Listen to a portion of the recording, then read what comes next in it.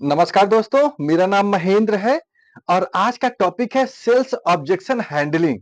दोस्तों यह एक बहुत ही ऐसा टॉपिक है ना जिसमें कि मात्र जैसे जितने भी सेल्स हैं, मान के चलो कि 1 करोड़ अगर सेल्समैन है, तो उसमें से मात्र 30% ही ऐसे सेल्स होंगे, ऐसे सेल्स पर्सन होते हैं जिन्हें कि सेल्स का ऑब्जेक्शन हैंडल करना आता है। तो आप इससे इसकी वैल्यू समझ सकते हैं।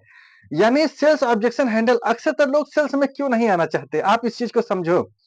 क्योंकि लोगों को डर है रिजेक्शन से, सेल्स से नहीं उन्हें डर लगता है। वो हमेशा सोचते हैं कि यार मैं ये चीज़ें बेच दूँगा, मैं ये चीज़ें कर लूँगा, मैं वैसे कर लूँगा। लेकिन सबसे बड़ा जो फ़ियर है, सबसे बड़ा जो डर है वो ये है कि लोग क्या कहेंगे? तो आज हम उसी के बारे में बात करेंगे और इसे कैसे दूर कर सकते हैं, ठीक है? जैसे भी आप ही हो, अभी अगर आपको कोई सेल्स मतलब कोई पॉलिसी बेचनी हो या कोई प्रोडक्ट बेचना हो, ठीक है? तो बेचने से उन्हें प्रॉब्लम नहीं है, क्योंकि इस धरती पे सेल्स ही एक ऐसा प्रोफ़ेशन है जिसमें कि सबसे ज़्यादा पैसा कमाया जा सकता है। जैसे आप एक आर्टिस्ट को ले लो, जैसे अमिताभ बच्चन जी हुए, अभिषेक बच्चन हुए या क्या कहते हैं अक्षय कुमार हुए, शाहरुख खान हुए, सलमान खान हुए, ये सब क्या हैं? ये जो एडवर्टाइज़मेंट करते हैं, ये सब क्या कर रहे हैं? ये सब सेल्स कर रहे हैं, सेल्स को प्रमोट कर रहे हैं, ठीक है? तो सिर्फ फ़र्क यही होता है कि वो बड़े लेवल के हैं, उनको उन्हें बहुत सारे लोग जानते हैं और आपको कोई नहीं जानता, ठीक है? तो अब हम इसी पे बात करेंगे कि आप जैसे जो सेल्स में जो प्रॉब्लम्स आती हैं, हम उन्हें कैसे दूर कर सकते हैं? किस तरीके से अब इस प्रॉब्लम को सॉल्व किया जा सकता है? तो इसके 3 अप्रोच होते हैं दोस्तों। क्या कितने अप्रोच होते हैं? 3 तरीके से हम जो है सेल्स में आने वाले ऑब्जेक्शन को हैंडल कर सकते हैं। पहले वो 3 ऑब्जेक्शन समझते हैं क्या होते हैं। ठीक है? वो तीनों ऑब्जेक्शंस क्या हैं? But you are free, killing the objection in advance, I am in your side. I am in your side. तो हम इसमें पहले बात करते हैं। क्या है? But you are free.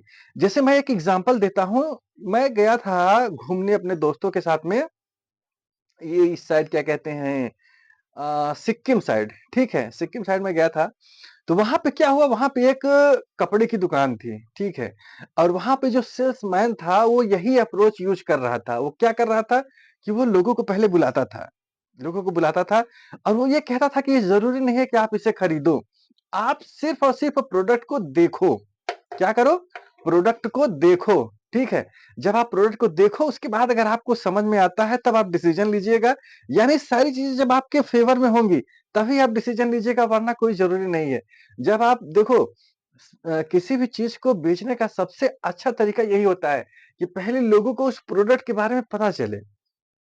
कि ये चीज़ क्या है, प्रोडक्ट क्या है, क्या इसकी वैल्यू है, इस पे ईएमआईज़ ऑप्शन है, मतलब चीज़ों को उसे इंट्रोड्यूस करना। यानी वो बता रहा था उस टाइम सिक्किम में जब मैं था वहाँ हम लोग गए थे 5 दिन का टूर था, तो उसमें वो चीज़ मुझे बहुत अच्छी लगी इसलिए मैंने उसका एग्ज़ाम्पल दिया आपको, वो बेस्ट एग्ज़ाम्पल था यहाँ के लिए।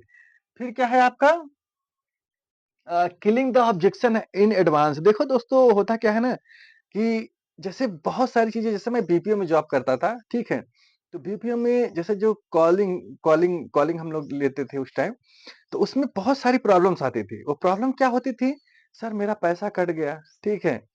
कॉल नहीं जा रही है या क्या कहते हैं, हम इतना पैसा डलाए थे। सबसे ज़्यादा जो प्रॉब्लम आती थी वो कॉल की ही थी, ठीक है? कि कॉल में हमारा जैसे जो बैलेंस डलाते थे उस टाइम तो पैसे कट जाता था। उसकी सबसे ज़्यादा दिक्कत आती थी, तो उसे हम लोग सॉल्व करते थे। उसे बताया जाता था कस्टमर्स को।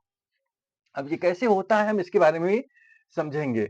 देखो प्रॉब्लम कब है? जब आप प्रॉब्लम को प्रॉब्लम समझोगे, प्रॉब्लम को प्रॉब्लम मानोगे तभी वो प्रॉब्लम है। अब इस प्रॉब्लम को हैंडल कैसे किया जाता है? पहले किसी चीज़ को सुनो। जैसे मान लो एक एग्ज़ाम्पल हम आपको देते हैं, एग्ज़ाम्पल से ही चीज़ें बनती हैं, ठीक है? जैसे ये पेन है, ठीक है? मुझे जब मैं पेन यूज़ करता था तो मेरी एक बैड हैबिट क्या थी कि मैं ये जो इसका कैप होता था, ठीक है? कैप होता था, मैं कैप उसे जो है निकाल देता था और इस पे लगाता नहीं था, तो वो गड़बड़ हो जाती थी, मेरी खो जाती थी, तो स्याही लग जाती थी, ठीक है? अब मुझे बहुत प्रॉब्लम होती थी तो मैंने डिसाइड किया कि अब मैं जब भी पेन लूँगा ये वाली लूँगा, ठीक है? तो ये मेरी प्रॉब्लम थी प्रोडक्ट से रिलेटेड। प्रोडक्ट तो भाई बना रही है कंपनी ना, डिपेंड करता है आप कैसे चूज़ कर रहे हो। तो अब मैं एक सेल्स पर्सन की तरह बात करता हूँ। अब सेल्स जैसे जो सेल्समैन है, मैं उसके बिहाफ़ पे आपसे बात करता हूँ। जैसे देखो, मेथड समझो, किसी चीज़ को पहले सुनो। क्या करो? पहले सुनो। जैसे अगर आप एक सेल्समैन हो, पहले सुनो, फिर उसे एक्नॉलेज करो। एक्नॉलेज का मतलब उसे समझो। लिसन, सुनना, समझना दोनों में बहुत फ़र्क होता है। पहले आप उसे सुनो, फिर समझो, फिर उसे क्लेरिफ़ाई करो। अच्छा हाँ यार, उस बताओ जो आपका ग्राहक है उसे बताओ कि ये चीज़ें हैं, फिर आप उसे इम्प्लीमेंट करो। जैसे एक किताब है 7 habits of highly effective people, उसमें एक चैप्टर ही है। First seek to understood then understand first seek to understand then understood, यानी आप पहले चीज़ों को समझो, फिर लोगों को समझाओ। तो सेल्स में यही करना है। अब क्या है, जब आप सुनोगे, एक्नॉलेज करोगे, आइडेंटिफाई करोगे, तभी चीज़ों को जो है ना सॉल्व कर पाओगे। तभी क्या करोगे? चीज़ों को सॉल्व करोगे।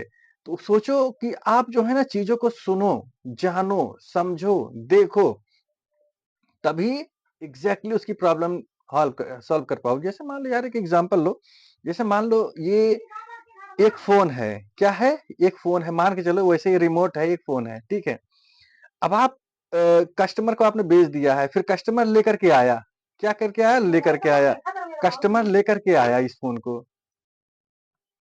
पहले चीज़ों को समझना चाहिए, ठीक है? जब आप समझोगे, तभी लोगों को समझा पाओगे। जैसे मैं एक एग्ज़ाम्पल, जैसे ये देखो, ये क्या है? ये एक रिमोट है इस लाइट का, ठीक है? लेकिन आप इसे फ़ोन समझो, अभी कोई किसी को आपने बेच दिया, अब वो लेकर के आया, अब वो उसमें बता रहा है कि भैया इसमें जो है ना वीडियो नहीं चल रही है, कैमरा नहीं ठीक आ रहा है। अब आप उसकी ठीक से बात नहीं समझ रहे हो, ठीक है? और आप अपना ज्ञान देने लगे। उससे क्या होगा ना, उससे उसके मन में, जो कस्टमर है आपका, उसके मन में डिससैटिस्फैक्शन आ जाएगा। तो इसलिए आपको जो है ना हमेशा इस चीज़ का ध्यान रखना है कि आपको उसके बिहाफ़ पे सुनना चाहिए। सपोज़ करो आप कस्टमर होते तो आप कैसा फ़ील करते? या आप किस तरीके का सॉल्यूशन पाना चाहते? तो ये तरीके हैं, मैंने आपको 2 तरीके बताए अभी, ठीक है? तीसरा तरीका क्या है? आई am in your side, I am in your side, जैसे मैं आपकी तरफ पे हूँ। किसकी हूँ? मैं आपकी तरफ। जैसे कस्टमर आया, आप एक सेल्समैन हो, ठीक है? ओनर कोई दूसरा है, आप सेल्समैन हो, आप बात कर रहे हो और वो जो आपका कस्टमर है आपको बोल रहा है कि यार ये दिक्कत है, ये प्रॉब्लम है, तो आपको बोलना चाहिए एग्ज़ैक्टली आप बिल्कुल सही कह रहे हो, मैं आपकी साइड में हूँ, ठीक है? तब वो सोचेगा कि अच्छा हाँ यार, ये मेरी बात को समझ रहा है। जब बात को वो थोड़ा कम्फर्ट फ़ील करेगा, तभी आपके बारे में वो जो है सोचेगा। और तब जो है, जैसे मान लो प्राइसिंग की दिक्कत आ गई। आपने बताया कि यार ये जो मतलब कि पर्टिकुलर प्रोडक्ट है, समझे? इसकी जो कीमत है वो ₹5000 है। अब वो कस्टमर बोल रहा है कि नहीं यार, मुझे जो है ना ये जो है 4500 का चाहिए, ठीक है? अब आपको पता है कि यार ये 4500 में मैं इसे बेच सकता हूँ। लेकिन सेल्समैन करते क्या हैं कि पहले तो कुछ देर खुद से मतलब उसे बताने की कोशिश करेंगे, फिर बोलेंगे कि ऐसा है कि मैं भी परमिशन लेकर के बताता हूँ। फिर वो जाएँगे, किसी से कुछ पूछे-वूछेंगे नहीं, आएँगे, "अच्छा सर, अब बात बन गई है, आप इसे 4500 में ले लो।"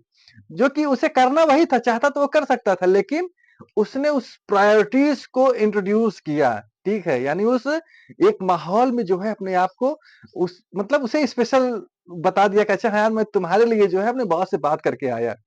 अब यहाँ पे देखो, ये क्या है, आई एम इन योर साइड, जैसे कहते ना कि हम वही बात करेंगे, जैसे एक गाना था ना, तुम्हें जो पसंद हो वही बात करेंगे, दिन को अगर दिन कहोगे, तो मतलब ऐसे कुछ करके गाना है, गाना मेरे दिमाग में नहीं सेट हो रहा है। तो इस तरीके से है। अब इसमें लोगों को ज़रूरत क्या पड़ती है? देखो, सबसे इम्पोर्टेंट चीज़ होता है ना कि हम जिस पर्टिकुलर प्रोफ़ेशन को अंजाम दे रहे हैं, ठीक है? उसका एसेंस क्या होना चाहिए, ठीक है? क्या है? Need, goal, performance, basis, belief, volume, excitement, ये सारी चीज़ें जो है ना, तो सेल्स ऑब्जेक्शन हैंडल करना है, ठीक है? ये जो मैंने तीनों टेक्निक्स आपको बताई हैं, ये एक पर्टिकुलर, जैसे आप बिज़नेसमैन हो, ठीक है? और क्या कहते हैं, आप अगर या स्टूडेंट हो या आप स्टॉक मार्केट में हो, तो जैसे अब यहाँ पे सेल्स टेक्निक हैंडल हो गया। अगर हम स्टॉक मार्केट से समझें इसे, मैं स्टॉक मार्केट का एग्ज़ाम्पल अक्सर तो देता हूँ। उसके पीछे का लॉजिक ये है कि मैं उसके बारे में भी आपको बताता हूँ। तो जैसे अगर आप एक एफ&ओ ट्रेडर हैं, फ्यूचर एंड ऑप्शंस ट्रेडर हो, हम लोगों की दिक्कत क्या होती है ना, अगर इसे सेल्स की बात करें, तो जो चार्ट होता है, यानी जो एफ&ओ चार्ट बनता है, हम उसे अपने अकॉर्डिंग चलाना स्टार्ट करते हैं। अक्सर मेरे साथ तो ये बहुत हो चुका है और अभी हो भी रहा है। अब देखता हूँ कब तक होगा ये। तो उसमें क्या होता है ना कि हम लोग चार्ट को खुद से बनाना स्टार्ट कर देते हैं, और जब चार्ट को हम खुद से बनाना स्टार्ट करते हैं ना, तभी प्रॉब्लम आती है। अब हमें ये नहीं, हमें सोचना क्या चाहिए कि चार्ट हमें क्या बता रहा है। चार्ट किस तरीके का सपोर्ट बना रहा है, किस तरीके का रेजिस्टेंस बना रहा है, कब ब्रेकआउट होगा। हम चार्ट पे नहीं देखते, हम खुद देखने लगते हैं, ठीक है? तो इसी तरीके से जैसे ये जो मैंने आपको बताया सेल्स में क्या होता है ना कि हमें कस्टमर के बिहाफ़ पे सोचना चाहिए। किसके बिहाफ़ पे? कस्टमर के बिहाफ़ पे कि यार उसे प्रॉब्लम क्या आ रही है। जैसे कोई कंपनी जब प्रोडक्ट बनाती है ना, तो वो इसलिए प्रोडक्ट नहीं बनाती कि इस प्रोडक्ट का हम यूज़ करेंगे या मतलब हमारा जीवन सही होगा, नहीं। कोई भी प्रोडक्ट जब बनता है ना, तो वो कस्टमर को ध्यान में रख कर के बनाया जाता है कि कस्टमर इसका यूज़ कैसे करेगा, उसके जीवन में किस तरीके का इनोवेशन आएगा, तब जा कर के उस प्रोडक्ट का निर्माण होता है और तब उसमें देखो कुछ कमियाँ भी होती हैं, तो उसे दूर करना उसी की ज़िम्मेदारी होती है। दोस्तों ये वीडियो आपको कैसी लगी? अगर वीडियो अच्छी लगी हो तो आप इसे लाइक कर सकते हैं, सब्सक्राइब कर सकते हैं, अपने दोस्तों को शेयर कर सकते हैं, ठीक है? मिलता हूँ नेक्स्ट वीडियो में। जय हिंद।